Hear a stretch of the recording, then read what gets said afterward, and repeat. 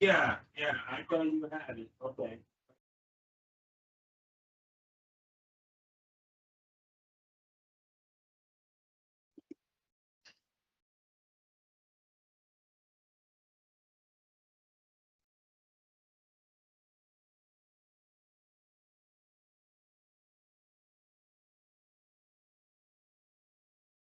Good morning, ladies. How are you?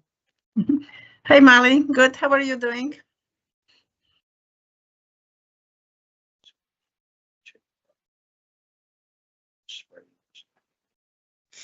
Good morning. Crazy.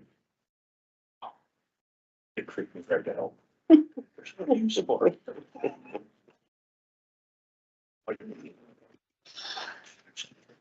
You don't think he heard something? Yeah, the tips. That's all it is. I'm just crazy, Joe. Still being $10 for a smoothie? I know. He's still in here. Maybe you ignored it.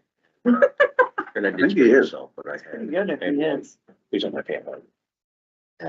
My son, get for himself, covered. Money from one account to the other, I think. Sweet bus. Sweet, if it was. Sweet, right. It's sweeter through the Arrow Bank. Hey-o. Hey-o. Hey now. There it was. There it was. He'll be here all week. Yeah. She can. That she can. That's some. It's not worried. That's why I'm. Well,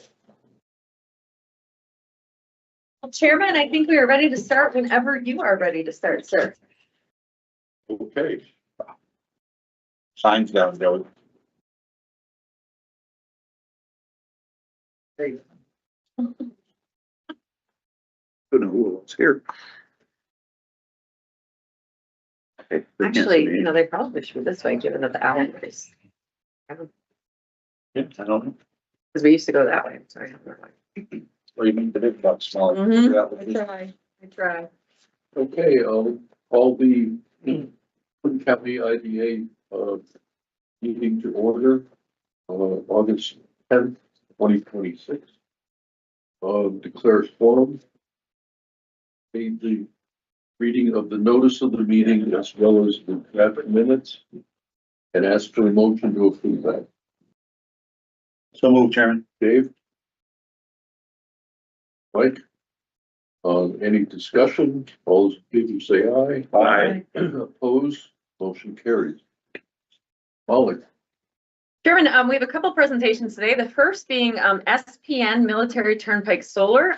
They have applied to receive benefits in accordance with our UTIP, and we have Genevieve and Jeremy on to represent the project and the financing for that project. So Genevieve and Jeremy, I'll let you take it from here. Great. Good morning, everyone. Again, my name is Genevieve Trigg. I serve as local counsel to GSPP. I've been working with them for many years now. Great developer in the solar renewable energy space. And I have with me Jeremy. And Jeremy, it's up to you whether you want me to give a little overview of the business and the project or if you'd prefer to. Yeah, Jen, I don't mind you going ahead. Pleasure to meet everyone. My name is Jeremy Waller, and I'm a senior associate on the development management side at Green Street Power Partners. Jen, you can take it from here, but I'm here to answer any questions that you may have about the project or want to know a little bit more about the company. Perfect. So Green Street Power Partners is a leader in the distributed generation and community solar space. They have about 410 megawatts of community solar operational throughout the country, and that includes about 171 megawatts of operating community solar in the state of New York. So the project entity will develop this project known as Military Turnpike Solar. It is a 5 megawatt ground mounted solar array that is proposed in the town of Plattsburgh, and that will be constructed on the intersection of Wallace Hill Road and Military Turnpike. And it will take about 17.5 acres of currently undeveloped land on a parcel that is a total of about 24 acres. The project site will be exclusively used for solar energy generation and the accompanying infrastructure. and will consist of, in addition to the mounted solar arrays that will be put on pile-driven or racking systems, it will also include your typical inverters, electrical collection systems, and the related necessary equipment to connect the project to the local grid. There will be no permanently occupied buildings. However, there may be some small equipment pads or enclosures that would house, excuse me, the electrical components.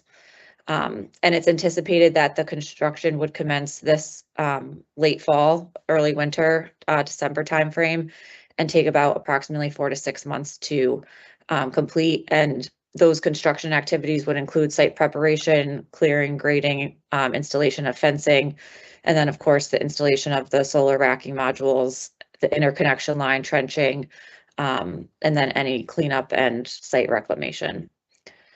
And with that, I'll turn it over to the board, or Molly, if you have any questions, and Jeremy, you can hop in as necessary.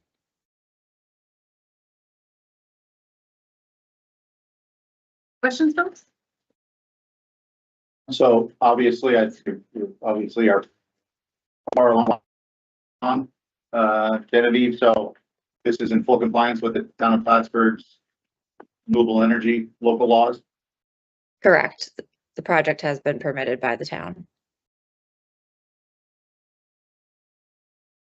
Genevieve, this is Chris Canada. The seeker been already done. It looks like the box was checked in the application. Did they already do a determination for seeker, the planning board? Yes, that's correct. They determined that there would be no negative impacts and issued a neg deck. Can you forward us that for our records, just so we have it? So we can Absolutely. piggyback off that determination. Thank you. Molly, the deviations in line with other solar projects that we've done. I didn't think that there was a I deviation. thought they were asking for a deviation. That's what I read. I don't think so. But maybe they. Genevieve, did you check deviation as a standard? You're asking for 5,000 megawatt per megawatt for 15 years? Correct. Okay, so sometimes our UTEP, they may have But something wrong. I saw it. Check mark, not a deviation. We'll have to double check that, Chris, and We'll look at that. Yeah. Chris and Shannon usually take a fine tooth comb to it before you go on public hearings. Was there consideration given to, view shed? Yeah, Jeremy, do you want to talk about that? Sorry, can you repeat the question? Was there consideration given to view shed, on a completed project? I don't believe so. Is there, so there is not hedges or anything around? Correct. The project? No, there aren't. So it's totally visible from Military Turnpike and Tom Miller, Wallace Hill. That is correct. We will have fencing around the entire solar array as well as vegetative screening. And Thank we you. also received our special use permit extension. I believe that was on the 21st of July.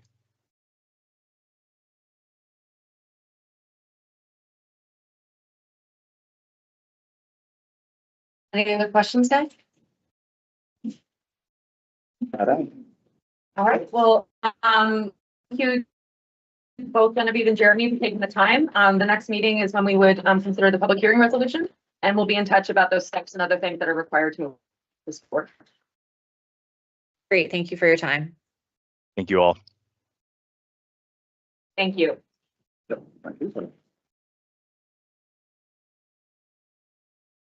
All right, so Chairman, we have another presentation. Highly long anticipated one. The legislature has gotten several briefings on this, obviously making it their property. We've worked with some stakeholders that have also provided some feedback and tweaking things. So this is the final version of which I will provide a briefing to the legislature and the stakeholders involved. But given that we paid for it, CPL is here today to kind of tell you where we're at and what the final renderings are. I want to be very clear that in the report that I sent you, but hopefully you all got a chance to look at it and read it. This is a plan which very clearly indicates lot more studies need to be done. So the technical studies like geotech, market analysis, this is just conceptual. I will also add that CPL is the worked with the College of St. Rose and the in Albany to repurpose that. And Christine, Mark, Henry, and myself are going to be going down to speak with them to find out how they best repurpose that. So it's comforting to know we have some symbiotic relationships there, and Hodgkin and Russ also represented in that transaction. So we have a really good framework to figure out how to best move this proposal forward. So with that, I will let, I don't know if Maria, Shrag, who's taking the helm here. Yeah, I can share my screen and we can get started. We'll do like a quick introduction. Hey everyone, Chirag Date. I'm a planning project manager with CPL. I have a few people from my team here, so I'll let them unmute and introduce themselves. All right, I will afternoon, start. Go ahead, Maria. I'm an architect, so really my involvement in that was limited to assessment of the buildings, future buildings, and some cost assessment. Tom, go next. Thank you. My name is Tom Bach. I'm a civil engineer with CPL. Justin. Good morning, everyone. My name is Justin Steinbach. Also a planner here with CPL. All right, awesome. So I was told I have only 15 minutes to do this, so I'm going to get into the presentation. You all can see the screen? Yeah. All right, so we're going to do a quick overview, quick concept evolution, and then just what the final concept plan is and revised spacing and recommended next steps. So hitting on all of the main beats. Like Molly said, we got a lot of feedback and we have made some changes. So we kind of want to focus on those changes and how we incorporated all of the comments. So we have a couple of slides kind of like pointing out again that what the feasibility study includes and what it doesn't include. This is a civil and environmental site assessment. It is a comprehensive review of the utilities and infrastructure. The development, the conceptual framework is preliminary. It's a land use framework. We're calling it Voyage Champlain. That's the final concept. And then we also provide a strategic roadmap for the implementations. The last two blocks the slide deck will dive further into those.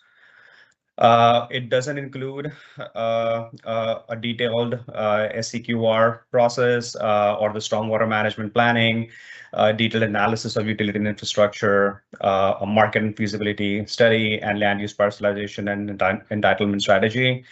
All of these are included as part of the next steps. These are part of the roadmap to get to that vision. We just wanted to point out that that's something that isn't part of the study.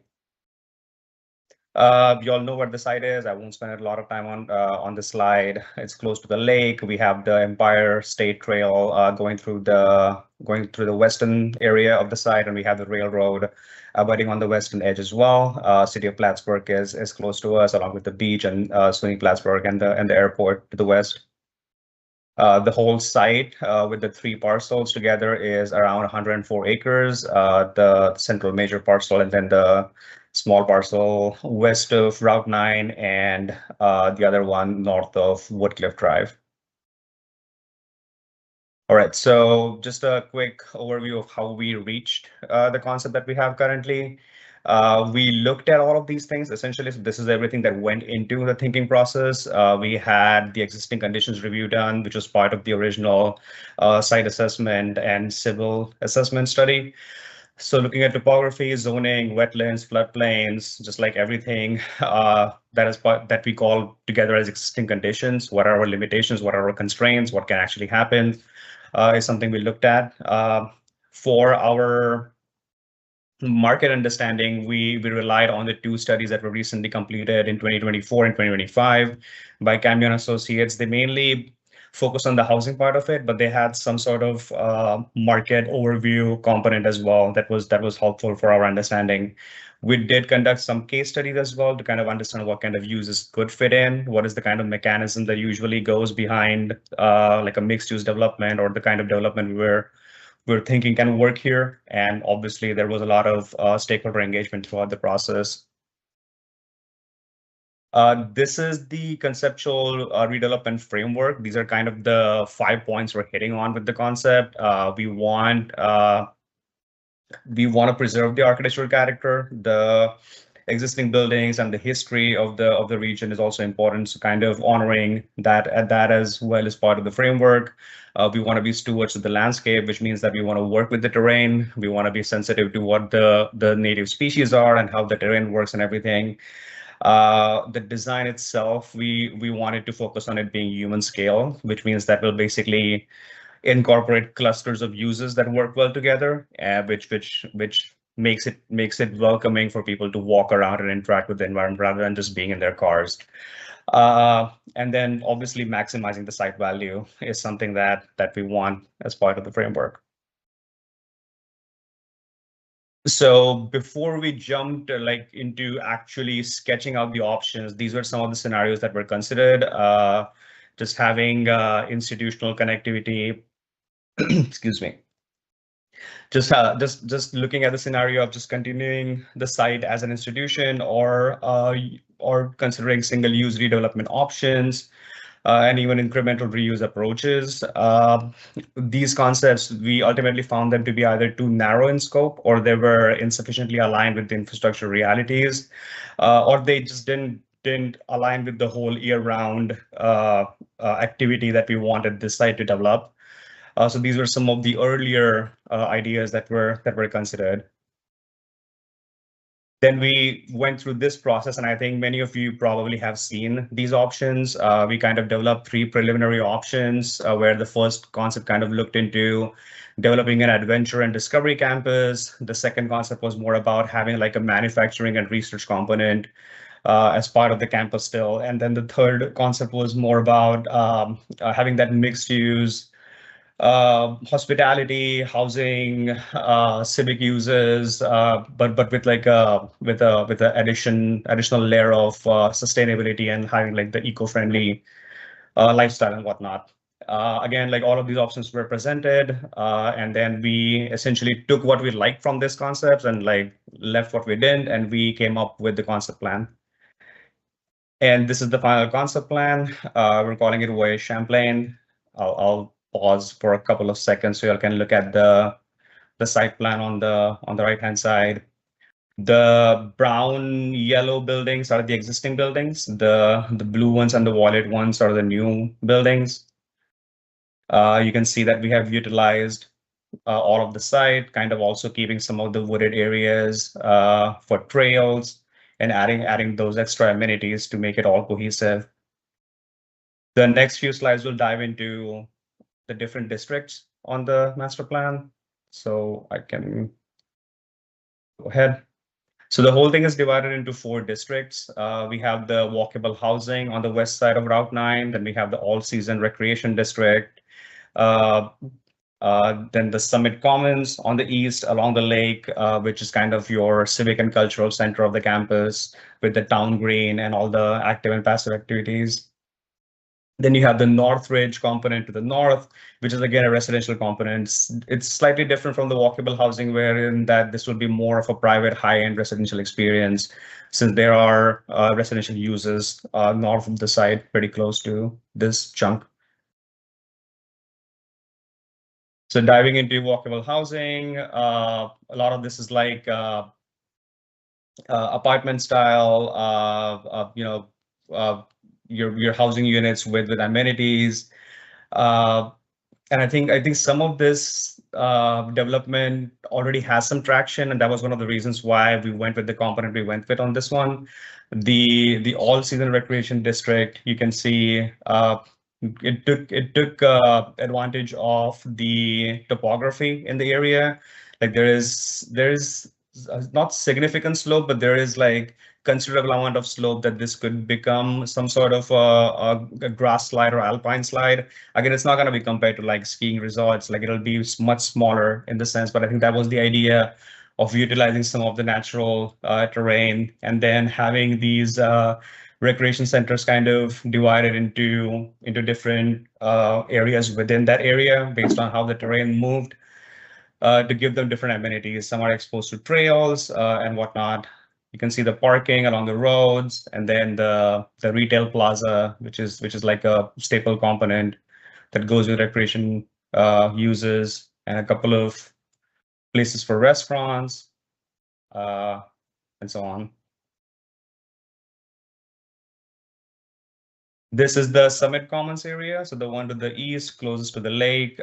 This is kind of the crux of everything. Once everything is fully built out or like completely realized, we have the town green in the center, your typical great infrastructure with the buildings overlooking the town green. Like I said before, a lot of the blues and the yellows are the existing buildings.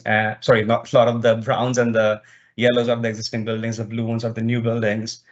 You'll see some of the new buildings have been labeled just as new buildings, and the idea was to provide that flexibility. Again, like a lot of the studies that will go in as part of the next steps will kind of help you all identify what these uses can be. We as part of the study, we had looked at the existing buildings and their general condition, and a lot of the uses that we proposed go with what we found. So the Moore building could house some sort of mixed use conference center, museum, classes, workshop. And again, this probably won't utilize the entire building based on the limitations, but there is definitely potential to have these uses in that building. The Foren's building will have some sort of the indoor activities, indoor gym activities. And this goes back to the whole all-year recreation or activation of the space. So you would have some indoor uses and some outdoor uses.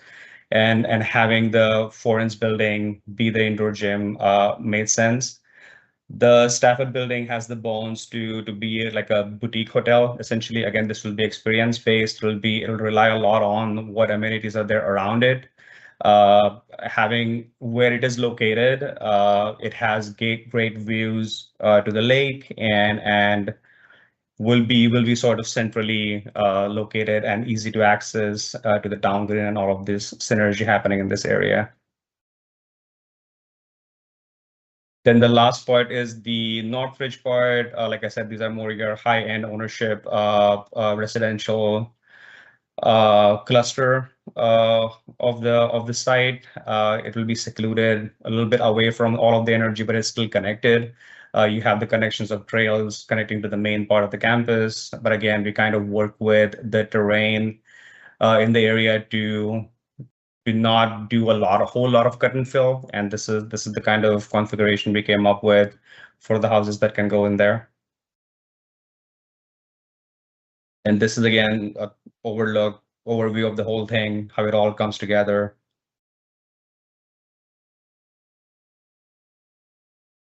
All right. So revised phasing. So the next slide essentially shows you what the original phasing was for the development and what the new phasing is or the revised phasing is, and all of this came from the feedback that we received. Initially, the walkable housing component and the recreation component were part of phase 1, kind of moving into the Summit as phase 2, and then filling it up with the residential to the north later. Based on what we heard from the feedback, we have moved the housing components into the first phase. And what it does, it helps us with 3 things. It basically aligns with the current wastewater capacity limitations. That was something that was pointed out to us, that a lot of the development pressure or a lot of the utility pressure that phases 2 and 3 will bring, the infrastructure might not be equipped to handle that. So moving the residential components in phase 1 seemed appropriate for the capacity it already provides. Again, it addresses the regional housing needs. This was something that came out of the 2 studies that we looked at, done by Camia Associates, kind of looking at retaining the young population, and it also helps us like establish a residential base in the area. Our site is on the way. It's close to the border. It's not a destination. It's always seen as a pass through. So we kind of wanted to, in order for it to function as a all year round destination, some sort of residential base would be helpful, and that was the third thing that made sense for us to move those two residential components into the first phase. I think some of the other changes that we have made based on the feedback are having more nuance to the next steps, which some of the slides later will get into.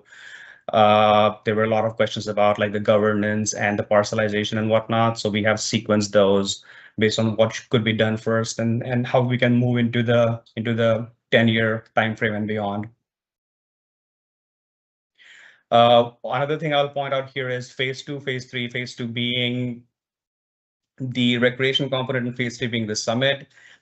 If you look at it in a way, it really depends on the kind of partnerships we make and the kind of partners we find. We put the recreation component as phase 2 and not phase 3, essentially because there's more chance that a single entity could be a partner for that, considering it being less of a varied use. However, phase 3 has a bunch of different uses, so that's why it's in phase 3, which will be more of a heavier lift in terms of like finding the partners and getting it all moving. But these are the conceptual level cost estimates. Again, you'll see based on the changes in the phasing, the first phase is the least costly. We'll basically get it moving, getting the traction going. The whole capital investment, again, into $2025 is about $240 million. I think this amount hasn't changed since the last time you all saw it. Again, this is not something that we have to front. This money will come through different partnerships and so on. So it's not something that we have to be ready with tomorrow to get this going. And we divided into building construction cost and civil and site work cost.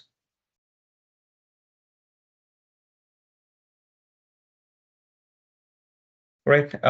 Next few slides, like I said, go into some of the next steps for that roadmap that we talked about.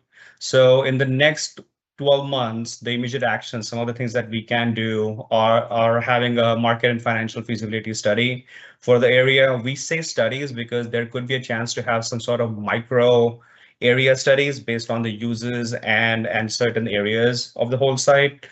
Having the utility infrastructure analysis in place, securing the funding is some of the main things that we can get started in the first year. The land use entitlement and the parcelization and circulation framework is kind of where we'll start developing the foundations of governance and partnership, like how much of this, I guess, like out of the whole site, what are some of those parcels, or what are the ways we can have it parcelized? And what of that can be under developer control, what of that can be under our control, and how we'll go about essentially maintaining the properties and so on. I think all of that will fall under governance, partnerships, and these 3 bullets. And then community engagement is something which will happen as part of the process too. So again, this being the first year, this kind of lays the foundation for us to be ready with some sort of a material document or component that we take on to the partners and developers, and hey, we have this all in place. If you're ready to invest, like we are ready to get going. The short-term actions are the first 1 to 3 year frame, and this is where we kind of start with the residential development process. A lot of it is the environmental and site planning part is in this action item bucket and not the immediate action item bucket, because it also is a longer process. And Justin can correct me. I think it depends on which process we follow, but I think that was the reason why we put it under the 1 to 3 year time frame. The rezoning and development approvals, again, refining the parcelization, all of that will kind of flow into the first 3 years, while the residential development can start moving. And then long-term would be essentially having like some sort of parcel disposition policy and partnership strategy. This is where we initiate the anchor projects. Again, it depends on what kind of partners we find, how much of the chunk can move at a time. And then hospitality expansion, and then the programming and sustainability that comes with forming the campus. So out of these 3 buckets, this slide essentially points out the crucial items that are necessary to move on. Market and financial feasibility study being the most important one. It will kind of ground everything, like our concept and all of the different uses that we're recommending to really see if it will work. And the utility and infrastructure analysis is again defining that constraint, funding partnerships, environmental site planning, and then implementation strategy and stakeholder community outreach. So all of these bullet points are basically in those 3 buckets that you all saw, but these are the ones that are like the crucial beats that we have to hit.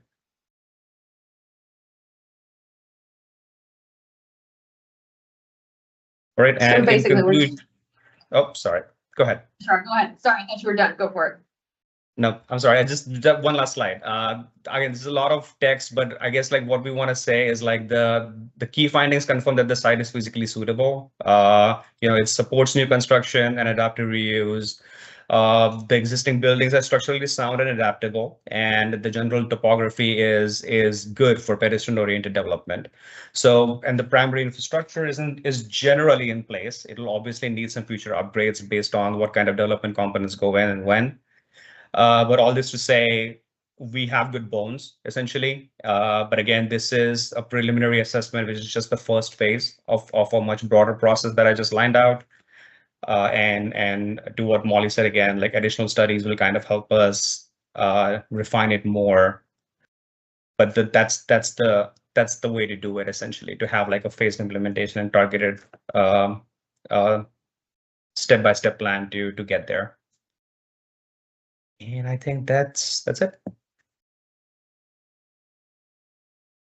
So it's been a long time coming with a lot of different feedback. We've had to sit down with the town of Plattsburgh, talk about wastewater capacity issues there. That's why the housing has been prioritized first, because we know that's something that can be handled. And the county and the town and the city are working on other plans to kind of identify how we can address certain wastewater issues. We already do have a developer evaluating that site, a couple of different ones, actually. So the county's in talks with both of them about, what does that look like there? But essentially, as Chirag mentioned, we're going to have to take this to a design phase. The county has been able to identify some funding that we will be able to put an RFP out to look for the next steps for infrastructure needs there. In which case that will make us better positioned to apply for MBRC funding. We have had a county infrastructure grant application that is pending. We don't know where that stands yet. ESD did ask for a number of additional details, which is a good sign. And if we were able to get that funding as a match for MBRC, it would make our application that much stronger, especially if we're going into a design phase.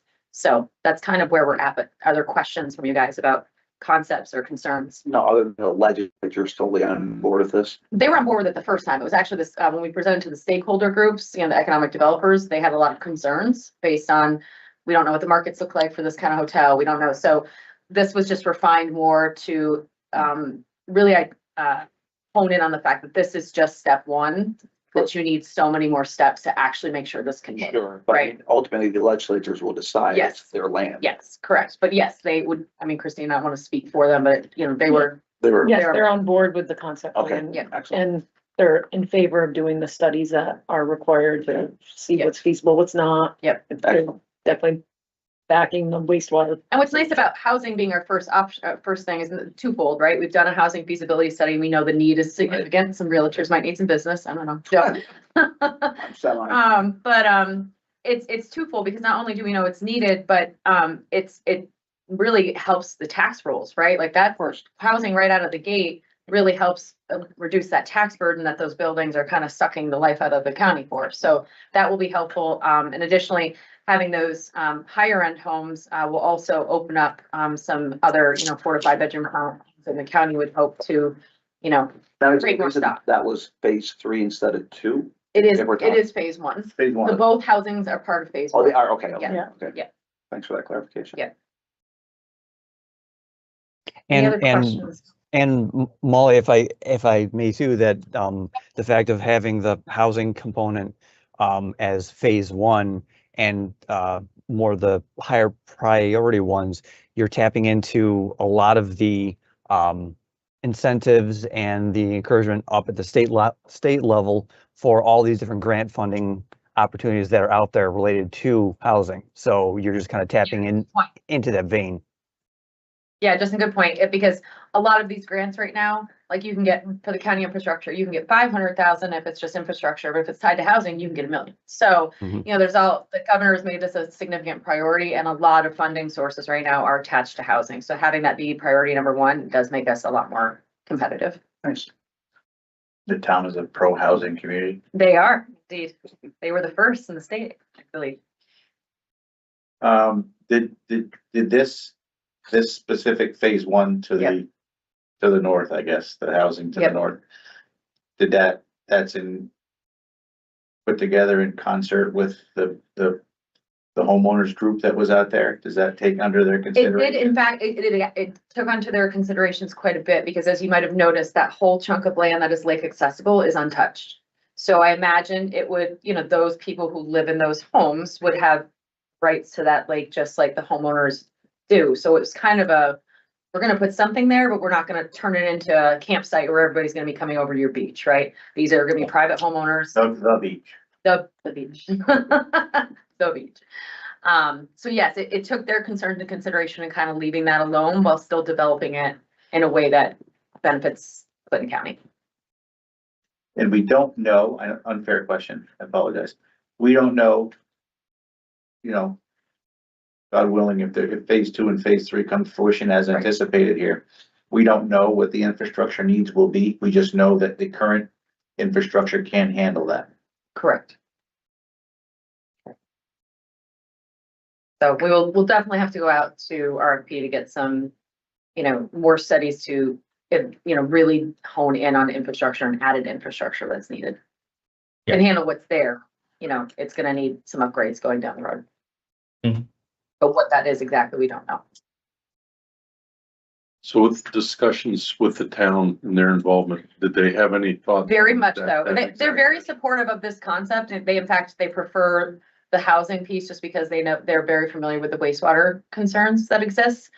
So, you know, they actually sat down with the county and CPL and really talked about, from their standpoint, what they felt could work. But they're very supportive, and we've had a very good working relationship on this issue. Cause I'm just wondering if there was, in reading through the report, I don't remember, there's a lot of paperwork, but there was a lot of discussion, or some discussion in there about capacities of the systems. Yes, And I guess my thought is, if they haven't already factored it in, partnering for, like, there's a lot of rock there, period. So it's gonna be more dollars. Yes. So step trenching and joint trenching and accommodating all the utilities that need to go in at the same time. yeah, in that fact, process. that's what one of the developers is looking at right now in conjunction with AEDA. They're both doing, AD is doing a little bit of subdivision work while also they're both doing a little bit of geotech to figure out what is it really gonna take to develop Fiber that, optic. given it's, you know, Dynamo. yeah, So, but, yeah, just that would, you know, in the routing to accommodate the needs, I think in general, right close to those locations, there's good sources of energy, you know, gas and electric. Yep. Just when we put the gas line in, it was established to be something that would expand. But I mean, you can't put like a cogen there or something like that. Right. To support a lot of the load that I think is being proposed in this. What's anticipated here kind of just melds around the IAM. yes. The IM just kind of becomes its own little thing, with landscaping and that kind of thing. It'll be there. It'll be part of that campus. So the county was very specific that they did not want manufacturing up there, for the reasons being that they have 450 acres of the former airport, Seabig, that is set for manufacturing, is already zoned for manufacturing. So they were very clear that there's plenty of land out there already for that. Let's do something different over here.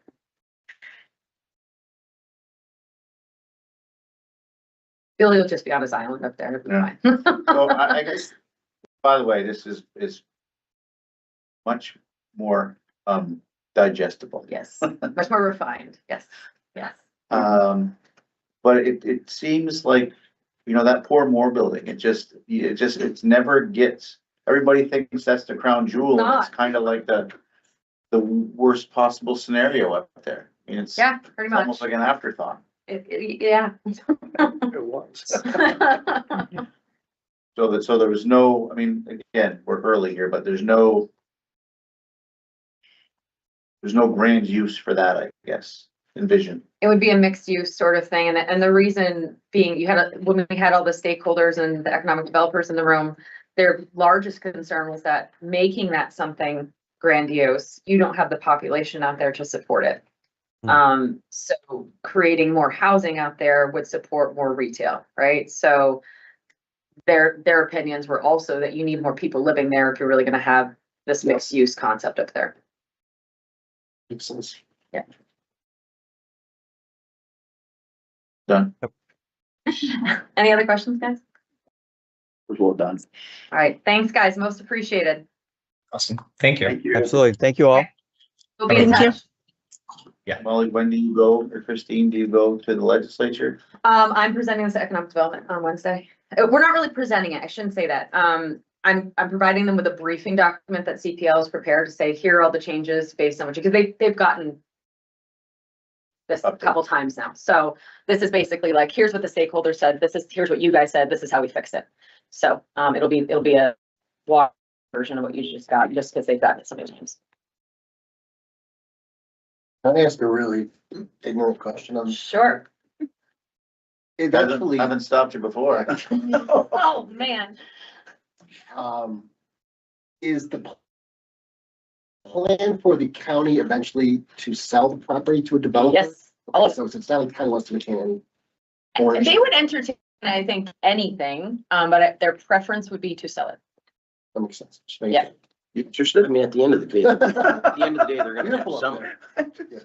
Yeah, I mean, some of it's Yeah, gonna be, they're gonna be some. yeah, I mean, that was the whole point, right? Like, some of it, they wanted it to remain in public use so that people could still access the beautiful piece of property, but the most part, Well, I think no developer's gonna wanna spend millions of dollars and just lease it. well, they received a presentation from, CDC, an appraisal on it. They were, not real happy with what the numbers came back at, because people think this is a beautiful crown jewel. And when you do the studies of campuses like this that have had to be repurposed or redone, you really only get a couple $1 million if you sell it in one shot. And if you do it in a phase, you get maybe 5 to 7. So, Just a very specific property with Yeah. very specific Yeah. uses. You guys buy there for like, back in 74, Yeah, stuff like that. 5 or something like that. So has any consideration, been, that, for the rail yard that sits to the west? Yes, And the noise that creates in the middle? very much we are so. doing a noise study to make sure that it is compliant with because they're going to be looking at grant applications for funding, and part of the grants do require a noise pollution study and noise, so we're. And the airport is not only close by as well. Yep, not only rail, but airport. Yeah. Okay. Which you could, I mean, we can create sound barriers if we need to, but so that we're gonna take a look at that. And that property, Christine, Molly, think is still, you believe scores okay? Even though it's not close to a business center? We're looking, I mean, the housing that we're talking to believes that it's well located Okay. within there. The school district is positive about any sort of development there. So, Local developer, no. Well, very close to the golf course. it ends up being fairly close to that, Bluff Point development. It is. Correct. With all those big houses. Yes. That are overlooking Belcourt. Yes. Yeah. And the argument can be made, right, that, no, it may not be close to the center right now, but that's what we're trying to accomplish by creating this Which housing. you did say you could work with the Public transit. public Yes. transportation. Yeah. And given its proximity to Schluter, it is close to an employment center. So, and it's the training center, the IAM. So, Just one thing, Yes. continuing on the housing, you Yep. mentioned phase ones for the more residential type housing. I guess maybe I missed it, but the Moore building, I do have some knowledge of what went into it and to evolve it to this stage. Oh, right. And I've always, you know, there's always a tough thing because the way it's built and the walls and so on and so forth. I'm sure Miserable. developers are gonna think it's a black hole.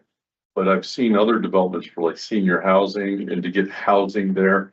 Was that ever considered at all? It or was, they just didn't architecturally, Support it. yeah, they said architecturally, it would be a financial, I mean, Bring it up to code. anybody can do it if they have enough money, but it's a matter of, do they really want to invest it and will they get their ROI? Right. I guess I'm just wondering with the amount, I mean, some of your studies of, you know, older residents in the area Yeah. moving out of their homes to allow other people to have housing. That would sort of be a good segue to. Which I think was the Sure. concept for that the more higher end housing there would be, you know, townhomes, luxury townhomes. And, you know, again, this is conceptual. If somebody came to us and said, listen, we want to build a senior community there, I'm sure that it would be entered, that legislature will entertain just about anything because, you Well, know, they I'm don't. just thinking there's ways around the construction. I mean, Sure. the halls are so wide up there. They're Yeah. bigger than, so you could frame things off in the construction aspect to create a lot of the things that I think they're concerned about because you're gonna have to run pipes and wires. Yeah, again, they Just really, thinking how they did a specific- deep dive into it. Maria, she had all the plans. They spent 2 days here looking at all the plans, literally taking pictures of everything in the building. They did not feel it would be feasible. Now, if a developer comes and wants to give it a shot, I'm just Go looking for at some of the success like Yeah. OLBA and some of the Yeah. other places where they're Yeah. wrapped around. Yeah. I mean, and to me, it just seems like it's, to bulldoze it, there's divorce costs there. Yeah. You know, plus it's historical, you know, Right. it's on the historical register. So no, it's yeah, not. It's not, it's got historical No, it's not. significance. Significant, but not on the registry. I just want that to be clear. Yeah, but the thing with it is there's implications that you still, it's part of the divorce costs, Sure. getting rid of it or doing Yeah. something else with it. So I just don't. know Well, if I that think was too, factored Mark, in. I think too, the feedback that was received about keeping some of that public, so if it's, you know, mixed use, you know, if it's, you know, people can still get in there, go up to the patio and still enjoy that if they're not a resident of there too, right? So I think. Golf driving range out there, like, Right. you know, lake or something. So I think there was that too, and that people wanted to kind of preserve that part for public access too.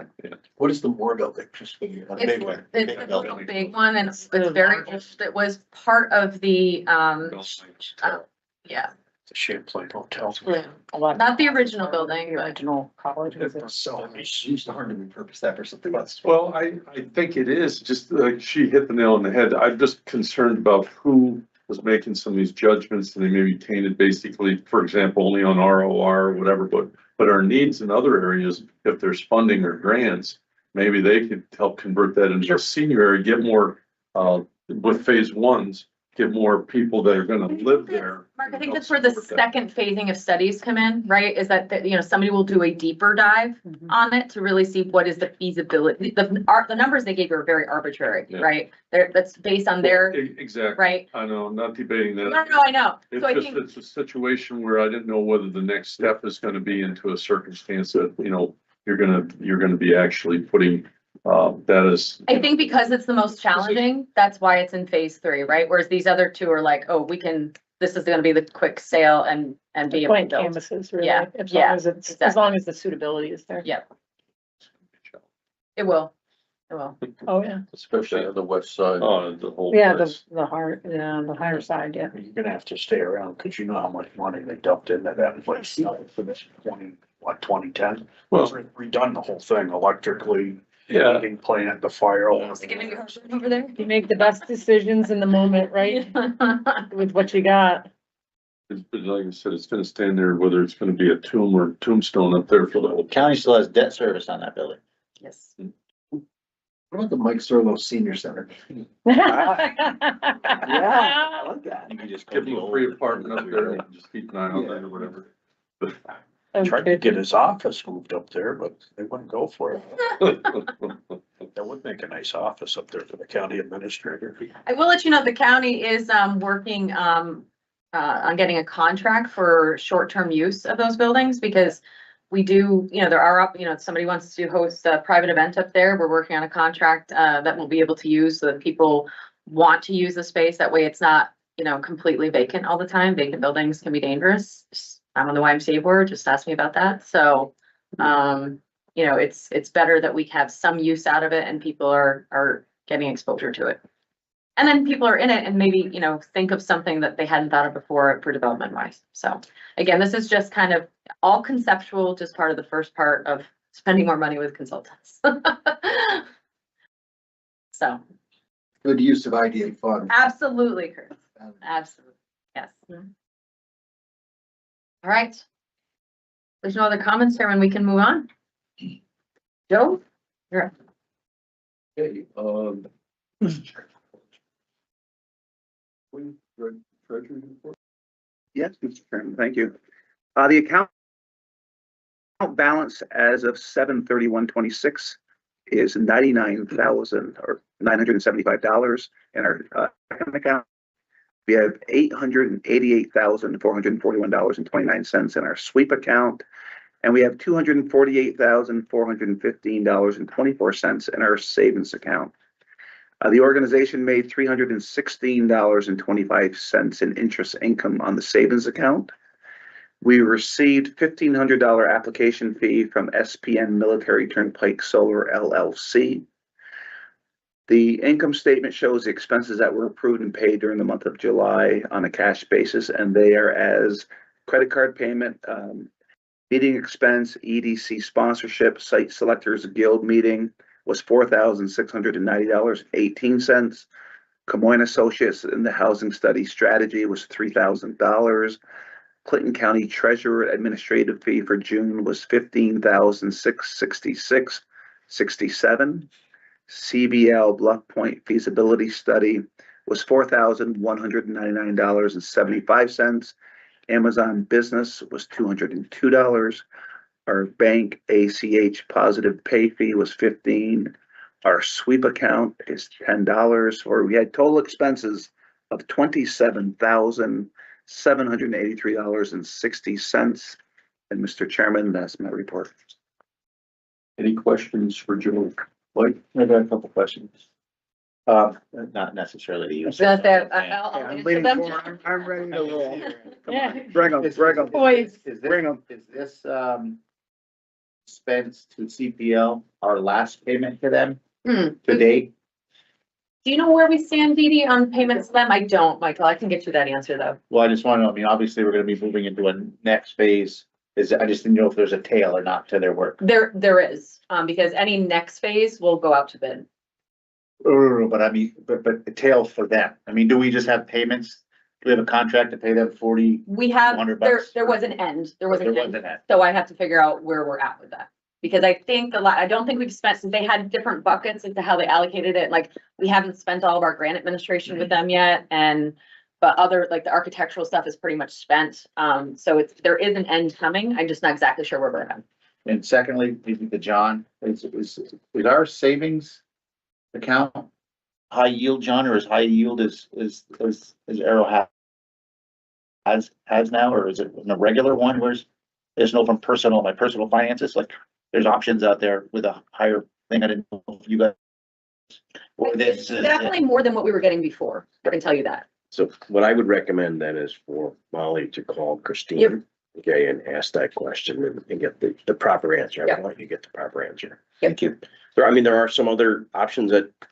For this amount of money, it just seemed like that was a little low. I don't know. I don't know what tools you have over there. That would be I can tell you that it's because the savings we had before, we were only getting like $10 a month or something. I don't know if you guys remember those reports. So this is like exponentially more than we were getting before, but I will definitely find out if there's better options. Thank you. Okay, any other questions for Joey? May I get a motion to approve the treasurer's report? I got. John, second. Christine, Thank both of all those in favor say aye. Aye. Opposed? Motion carries. Any old business, None, Chairman. and new business? Yes, we have a public hearing resolution for contemplation. I did email Mr. McCune Friday and today and had not heard from him, so I'm not sure why he's not here, but he did present last time. This is just contemplating the public hearing resolution. We had worked with Nexamp before, and they've been pretty decent to work with. Absolutely. So just on this and back to the presentation we got Yes. today. Those are all in our UTEP now. Correct. So that benefit that we're providing them is same. the same for everyone. Yep. And I think that was mistaken. I think it was where we might need a couple boxes in our form. Oh, okay. That like, I think the box, it looked like deviation to me, but I think it was because of before the thing on the end of the. I did the same thing with one of them. That's why I was confused on the application. I did the same thing one time because I thought they had checked deviation, they had not. So, yeah, I know exactly what you're saying. We'll take a look at it. Yeah. So has any of the pushback on solar farms from downstate been moved up here? Are we hearing any issue? I have not. I mean, we've held several public hearings. We've gotten no pushback. Even the Dannemora one where we did the lithium battery. That's the one that's getting a ton of. That was pushback in the getting other a ton of one. attention. Yeah. Yes. I was gonna say, just to jump in here. Yep. What we're seeing now, these type of solar projects such as Champlain Solar, where they're just kind of the vanilla, put the cornfield and just put them on concrete, away you go. That's kind of become pretty common. The battery storage ones though are really causing the most controversy for some of the other ID clients. Yeah. Downstate. From the utility aspect of using cornfield, you hit the key word farm agriculture. If they can put them in spots where they wouldn't be Yes. used for agriculture. I think that's what I've heard a lot of. Yeah. You know, the push trying not to take. On the flip side of that, just as somebody who grew up with a dairy family that I'm married into, a lot of farming is, the land is either getting bought up by the big corporations or it's not being used at all. And it has served as a source of income for those farming families who could no longer make it work. I'm not saying short Right, term, I'm so yeah. looking at long term. Yeah. You know, it's gonna be, we're gonna run out of. Oh, yeah. Farmers per se, we're gonna need properties and then they're all gonna be taken up by solar farms, so. Well, and then you get, I've had developers come to see us that are into the hydroponic grow farms. So people looked at ERS for that. Growing. So. Yeah, we're growing the wrong stuff. But you know, that is also, you know, companies that we've actually talked to. So I'm just, like I said. I hear you though. I hear you. There's, The industry, because a lot of the prime, like where we're talking about this one, it's right along. It was a huge- Growth. it was a huge issue when I went to the NISAC conference last Yeah. fall. I sat on the Economic Development Committee for NISAC and they passed a resolution because places like Batavia, they have like no farmland left. I mean, these developers came in and they took like all of it and like. That's like prime, Yeah. spoils and everything else. You're Yeah. taking away some of the best. Well, there is active farmland protection. The Yeah. county is part of. Yeah, I know there is. It just seems like some of these, depending on the dollar and who's involved, the deal is whether they want to get it pushed through. And Yeah. I agree with you. There's people 100%. that are going for hard luck and they're trying to get some money out so they have some retirement fund or whatever, but it's the best thing. I mean, I've seen Yep. things as I travel across the Northeast. There's a lot of like cul-de-sacs on highways. They Yep. put solar farms right there where the right close to like the oven, you know, Yeah. you use that area because you're gonna it's just road. I Right mean, by that. scenery, yeah, right alongside. Yeah. So just thinking if that's pushed anybody, but they tend to take more of the residential way. Yeah. Take that one. Okay. So may I get a motion to approve resolution number 08-26-01, authorizing the executive director of the County of Clinton Industrial Development Agency to hold a public hearing regarding the proposed project benefit Champlain Solar. Dave, Joey, second. Any discussion? Roll call vote. Fred Tran, yes. Dave Hoover. Yes. Mike Zerlo. Yeah. Mark Letta. Yeah. Joey Tremblay. Yes. Christine Peters. Yes. And John Van Ness. Yes.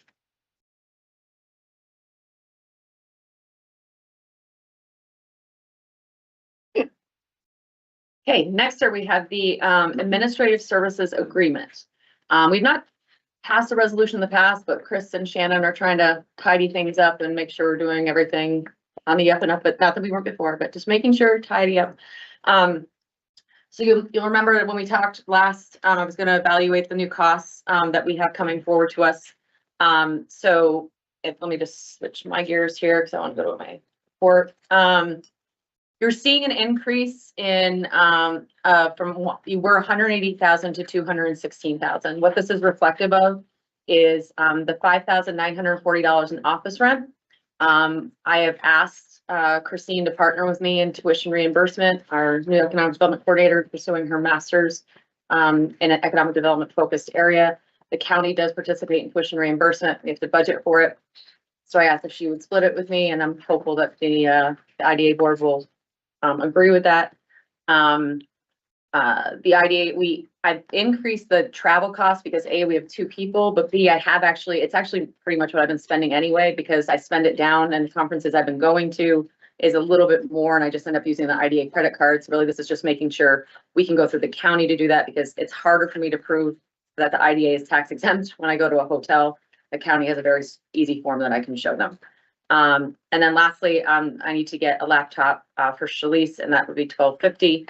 The additional costs that you're seeing there reflect an increase in steps for the county's employment, and then increase in health insurance, because that just seems to be the way it goes. And that is for my 100% for myself and 15% for our coordinator.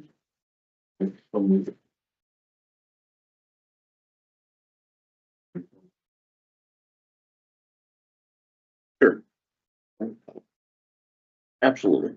The bargain cost, John. Is that what John, is that what my cost said? Gotta say, I know these costs are going up a lot. We're gonna need to get more interest. I'm just kidding. And so it moves us up to about 18 a month. Yes.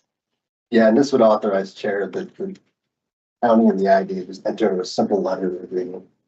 It's attached to your resolution, which just specifies this, it's gone up, it's $18,000 a month, et cetera, et cetera. So where are we in the term, or did the original contract just say we need to bless something at the end of each year? I think, I don't have the agreement. It would have been September, Chris. We're just 1 month ahead. Yeah. Yeah. This is for 2027, though. Correct.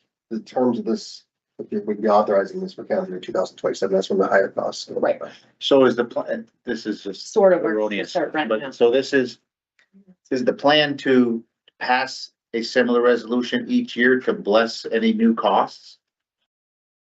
From our perspective, yes. Because years ago, we would have the conversation, there was nothing hidden, but the overarching contract just allowed the county and the IDA to do a letter. Right. We've never done the resolution before. Yeah, I mean, again, this is just kind of Boy Scout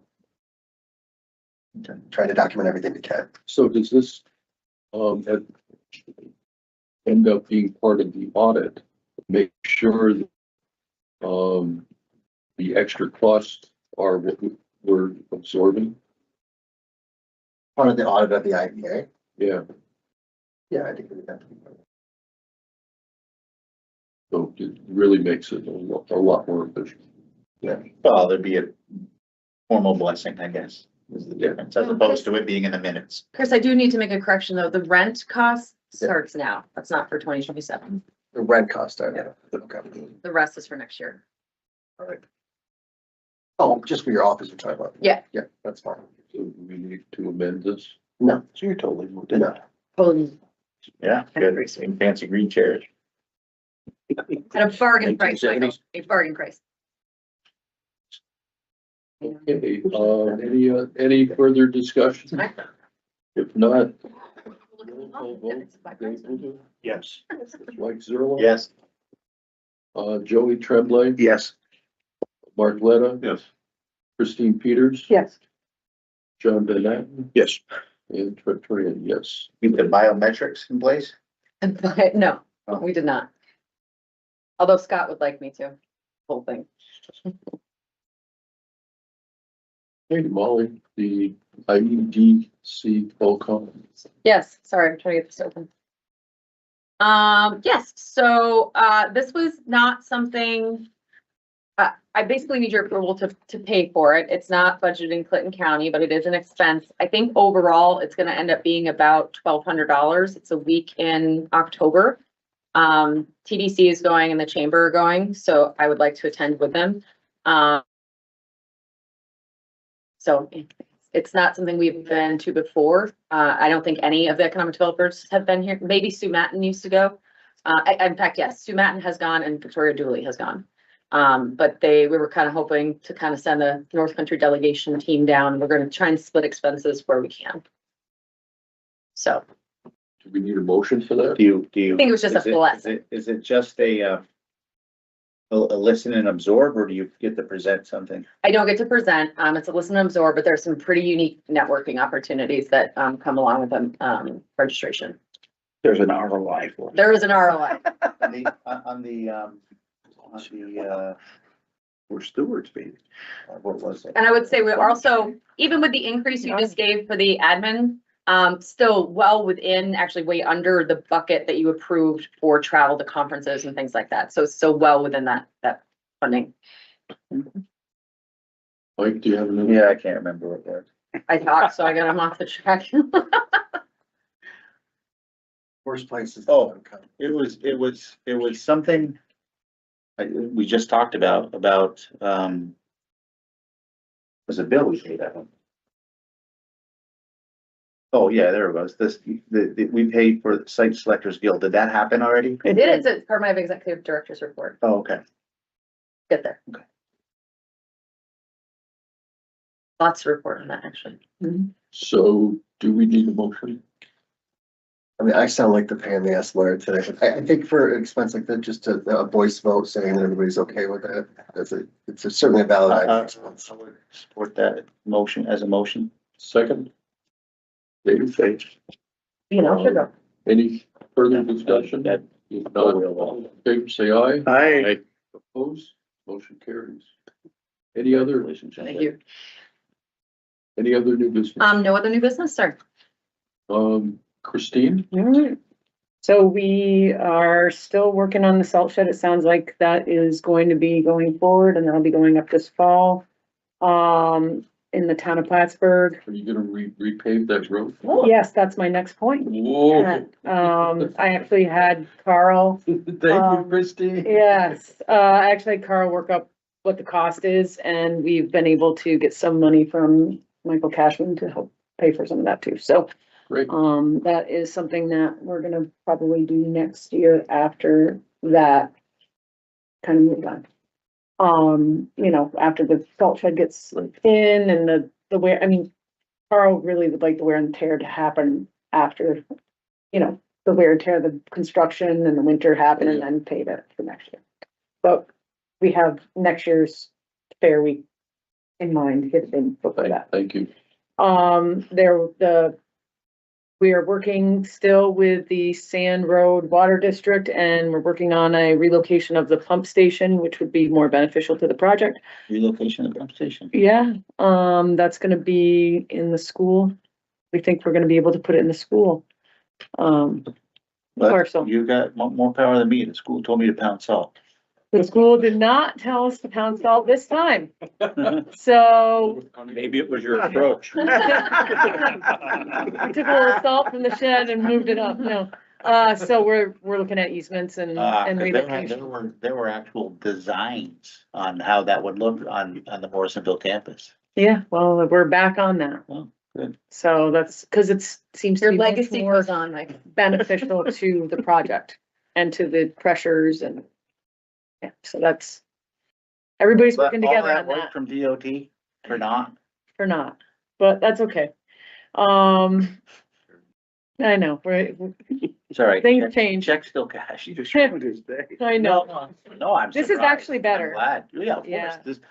That was always the number one site. Yes, and then during all of the I mean, discussions, and I'm sure you're talking to your county attorney about that. yes, she's the one that spearheaded the meeting with the school.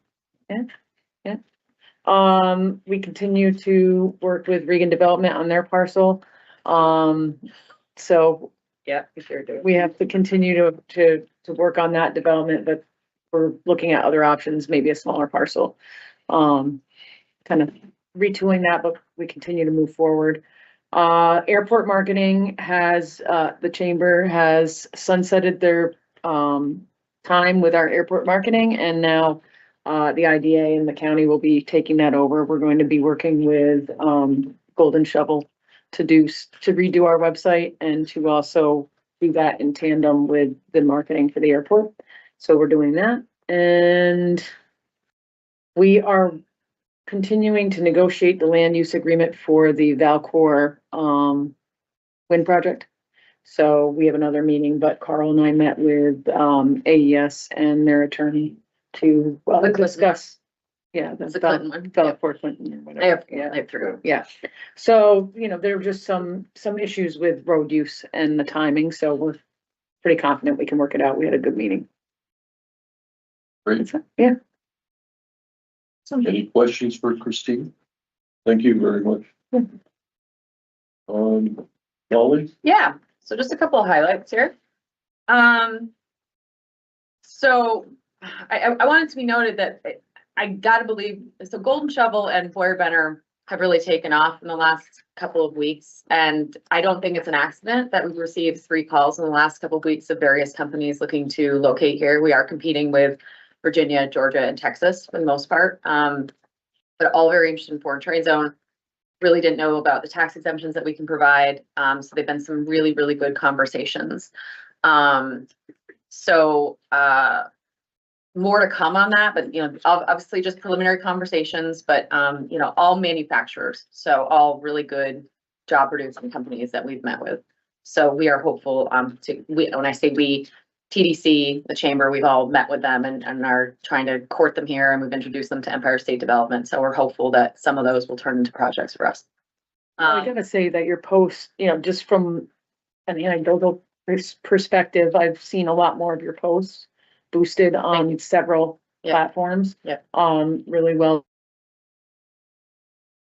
And just new, fresh. They do a phenomenal posting. job. Yeah, they do a great job, and I'm seeing them on like 3 or 4. And the other thing they've been doing is they write, so they've contacted like Christy Kennedy, they contacted Betsy, and they did a whole article on logistics with Betsy Vicencio. They did a whole article on tourism, Christy. Those become white papers that go on both our website and Golden Shovel's website. So, and then they use that to push it out on social media. So, I mean, they've just been truly phenomenal to work with. And that's that gatekeeper service that we buy for $12,000 a year. It has been invaluable. Worth every penny. I did a podcast with them last week, so that will go on Golden Shovel's website, which gets pushed out to IEDC. And so, and they said what was interesting is that given my background in constituent services, what they're hearing from economic developers is that's usually their challenge, because economic developers have traditionally kind of worked in the background. And so they're not comfortable getting out in front of the public and dealing with people and trying to get them to help, you know, understand their ROI. So, it's been, they're hoping to actually use it as a white paper to try and get economic developers to understand this is how you get buy-in and this is what you do. Because at this point, I really feel the IDA has community buy-in. Really, I mean, people understand what the IDA is now. They're talking about it, they're seeing it. So now we've got to figure out how we get our story out to developers, which goes into my site selector virtual roundtable. So that was myself, Christine, Mark Henry, Patrick Sharrow, Jim Jock, who was selected by the Board of Realtors as a realtor to represent, and Danny King, all sat at this table. It was intense. Ooh, it was intense. We met with 7 site selectors every 15 minutes. It was like speed dating. And it really was. And, you know, asked them just questions about us. They asked some questions. Kind of cool that 7 of them now know where Clinton County, New York is. Yes. But I think our biggest takeaway from that is that the county, in conjunction with the IDA, really need to have a master plan. So we've been very fortunate, right, that we've had a lot of manufacturing, particularly in the transportation world, that has come to us.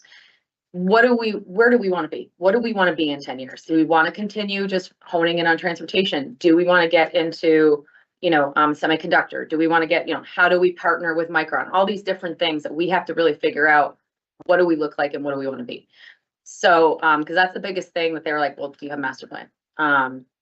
So we're looking at, and Christine is embarking on a strategic plan for the county. And so looking at how we build a master plan, and some of that work we've already done, right, with Golden Shovel that did all the strategic planning for us. So we can, you know, use some of that to help create that. But that is kind of what my biggest takeaway was. You don't know if you have anything to add. It was like, it's sort of like Shark Tank, right? Like you get the experts in the field and they're asking you questions, you get to pick their brain. So it was kind of fascinating. These people, you know, deal with big companies all the time.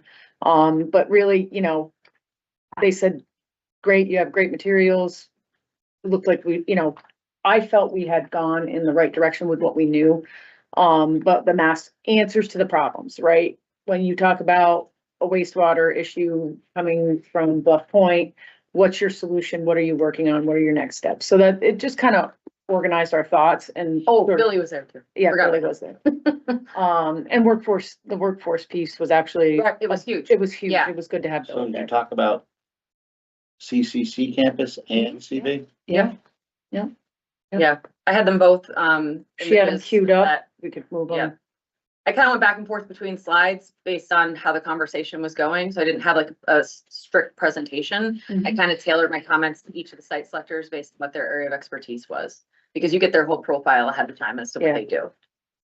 So, it's interesting, and actually another big takeaway, it's a dirty word in New York right now, but data centers are Yeah, like man. the thing. Like even one of them said, I've avoided them this entire time. He goes, now I'm representing two of them. He goes, they're everywhere and you can't ignore them. And it's kind of like, my takeaway from that was it's kind of like AI. If you ignore them, you're gonna get left behind. And to look at them, not like huge eyesores, Yeah, but that was- incorporate them into, you know, your planning for your city for, you know, so they're not this thing that people are like, oh my gosh, we don't want to do. Because like they said, there was one They that were was in really was right in positive. downtown Seattle that was in an old, like warehouse or something. And he's like, you'd walk by it and you wouldn't even know it was there. So I think 10 of them just applied to Messina. did they? One of them actually beat the moratorium, but they're getting a little bit of pushback up there, but that's a 1,500,000 square foot. Yeah. Is power really the issue there? Water, Yes. water too. Water, It's all yeah. the power generation process. Takes a tremendous amount of water to cool the system. Yes. They build in a closed loop for the water, so it just keeps circulating. They did say a lot of them too are very self-sufficient, like they'll build their own power grid and their own water. But they need to be next to a gas. Exactly. You They need Yeah. to be, gotta have basic infrastructure to find those, and that's what they want, because they Yes. draw it off the existing. grid, Exactly. Because it takes it away from everything Correct. we're trying to do. Yes, Same with the key component is Sluter. Yeah. There was just not that extra capacity in the Right. grid. right. They had to generate it or something. That's emotional grid. Yeah, well, you do, but it doesn't have 40 megawatts 5 times over. Right, that was never. When the two trade centers collapsed, the two trade centers had as much energy as the 4 counties up in New York State. So it was over 100 and I think 90 megawatts or something like that collapsed and went off the grid because the buildings were demolished. So there's 170 megawatts in the 4 counties. So it gives you a perspective Yeah. the big Oh. perspective, yeah. of what ended up happening, and all of a sudden, the state didn't have any draw from Canada, you know, all the wheeling power and other locations, so it's fairly fragile, especially with Boston and New York so close to us. So they suck everything that we don't use. And then when you finish, we could just put something here where we could have tied in and put something in, or maybe got something else. Exactly, yeah. So, What are the Fournier folks? so Fournier, manufactures, God, which one are they, Shalice?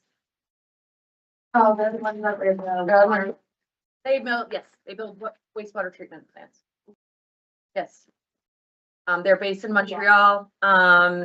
They need a US location. They're looking at the other places, but for them, this is a 2-hour drive for them. It would be very ideal.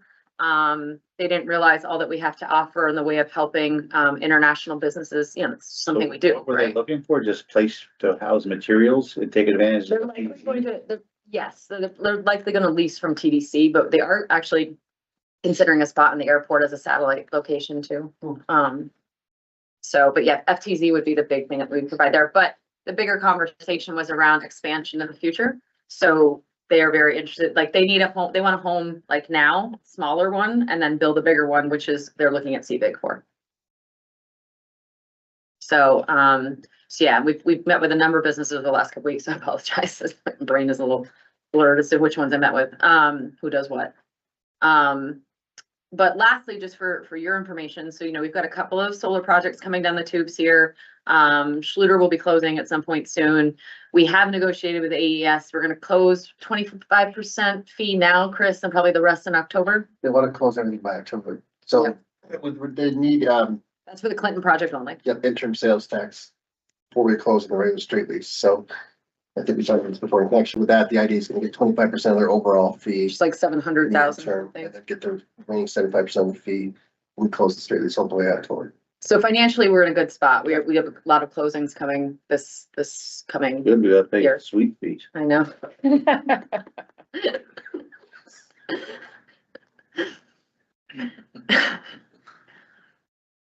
So, any other questions for me? Here, Comments? Mike, let me get it. You run it back? We gotta keep it local, Mike. What's that? The company over in TDC, they make the blowers for the wastewater treatment plants. Is that APG and Warehouse or where? Oh, APG Neuros. Yes. Yes. That might be a friend of theirs. or Yes, something. and that they knew about that, and that was another reason they were looking here, because they could work together. Yes. Okay. Thank you for bringing that up. Very good. The one in Rouse's Point is a the one that's looking at ERS in Rouse's Point is a non-lithium battery storage, so it doesn't get hot like the ones that are being contemplated. They're the only manufacturer in the United States. They were seriously looking at our foreign train zone. But I do want to warn you, I have a feeling that if Andrew lands that, you're talking about jobs based on the specs that they show, because it's manufacturing, it's not actual storage to make these things. So Andrew may come back for a modified pilot, considering it's taken a while to get somebody in there. That's So great, but is the village gonna allow them to do it? village has new administration. Actually, I've invited him, the mayor, Tom Trombley, and others to come sit down with the IDA. Tommy has been very, helpful in trying to get that. I believe the company sat down with the new mayor, and yes, and that doesn't need any kind of variance because it's manufacturing. So there's nothing they really need approval from, because they're utilizing the space that Andrew renovated as warehouse. Are they using lead acid battery to store the stuff, or they? Oh, now you're asking way above my pay That's grade, what I'm Mark. just wondering, they gotta store it someplace unless they can put it in cow manure. It's some weird thing that, I don't know, it stores it, but it cools itself. I don't know. Oh, that's. They can have there around the point or. Yeah. The laws are. Yeah, shit. Yeah, Menard. Yeah. So somebody else. Well, Tom is getting your- the supervisor of the town now within the village, so Tom has been helping facilitate the conversation. The type that she's. It's the town talking about, benefits catch too, fire. right? Yeah. Of course, they also cost You more can't time divide what the old those batteries two. cost. That's all I'm saying is I'm just curious as to what they're using because it's gotta store it somehow. Great question. It's called Centropic. You can Google them. Be interested to hear this, but maybe we Yeah. can change with Einstein And then there's another one, relativity or something. they're looking at a number of different properties. I did not meet with them. The chamber met with them, but I did provide them with all of the incentives that we have to offer. I think I have a phone call set up with them soon. Oh, no, that's a different one. This one, they do like wires or something.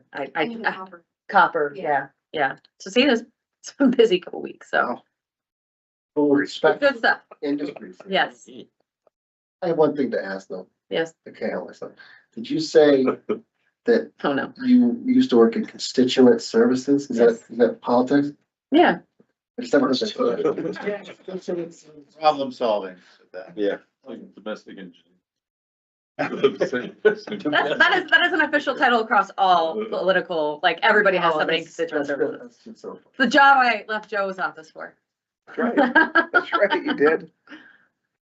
And then when I became chief of staff for Billy Jones, I just called that Billy sitting, so. I think you're still Billy City. Sometimes, yeah, sometimes. Sometimes. So, that's all I have. More questions? Okay, Chairman. Is there any other business that anybody wants to bring? If not, can I get a motion to adjourn? I'll make a motion. Go. Okay. Any Good team, okay. discussion? All those in favor say aye. Aye. Opposed? See you next month. I guess. Thank you. See you next. They shot it up, yeah.